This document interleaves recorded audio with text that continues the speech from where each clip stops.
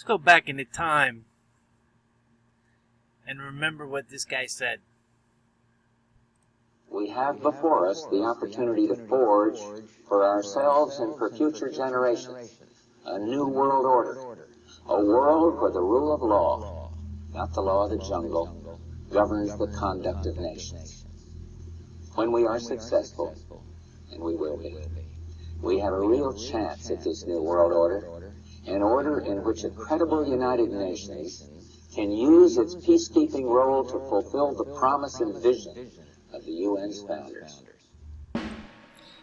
Now, as for the border crisis that we're facing at this time in our life, among the other million things, let's go back to this 1980 report. Listen, let's see what happens. My name is David Grossberg, and I'd like to know, do you think the children of illegal aliens should be allowed to attend Texas public schools free, or do you think that their parents should pay for their education?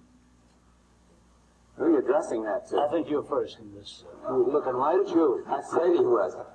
Look, I'd like to see something done about the illegal alien problem that would be so sensitive and so understanding about labor needs and human needs that problem wouldn't come up. But today, if those people are here, I would reluctantly say I think they would get whatever it is that they're, what the society is giving to their neighbors. But the problem has to be solved. The problem has to be solved because as we have kind of made illegal some kinds of labor that I'd like to see legal, we're doing two things. We're creating a whole society of really honorable, decent, family-loving people that are in violation of the law, and secondly, we're exacerbating relations with Mexico. The answer to your question is much more fundamental than whether they attend Houston schools, it seems to me. I don't want to see if they're living here, I don't want to see a whole thing of 6- and 8-year-old kids. Talking about them kids. One totally uneducated and made to feel that they're living with outside the law. Let's address ourselves to the fundamentals. These are good people, strong people. Part of my family is an Mexican. Can I add to that? I think the time has come that the United States and our neighbors, particularly our neighbor to the south, should have a better understanding and a better relationship than we've ever had. And I think that we haven't been sensitive enough to our size and our power. They have a problem of 40 to 50% unemployment.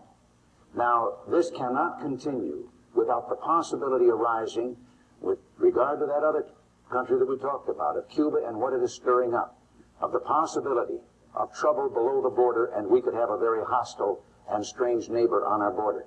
Rather than making them or talking about putting up a fence, why don't we work out some recognition of our mutual problems, make it possible for them to come here legally with a work permit, and then while they're working and earning here, they pay taxes here. And when they want to go back, they can go back, and they can cross and open the border both ways by understanding their problems. This is the only safety valve right now they have with that unemployment that probably keeps the lid from blowing off down there. And I think we could have a fine relationship, and it would solve the problem you mentioned also.